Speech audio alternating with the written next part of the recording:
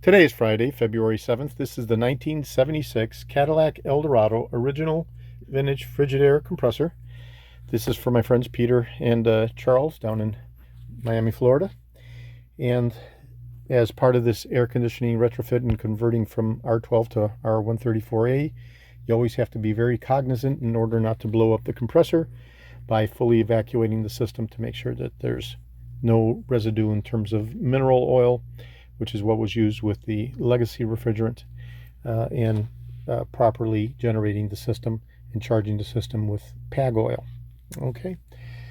Some people allow a mixture using ester oil and legacy mineral oil, but that's never advisable because you're basically treading on the border in terms of causing corruption to the compressor. Okay, even though ester oil is more forgiving, it's best to go ahead and change the valve in receiver unit as the accumulator facilitator for the air conditioning system. And evacuating is not sufficient, and so replacing the VIR is always the best solution when upgrading to 134A.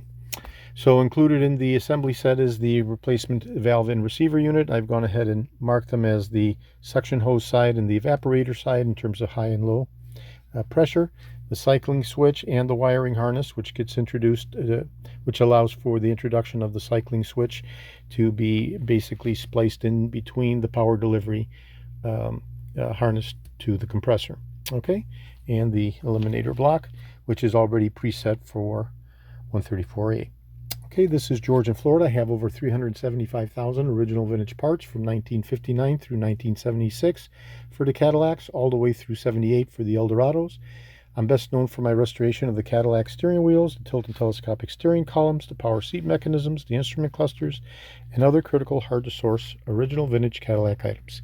Today is Friday, February 7th. This is George in Florida. Thank you very kindly.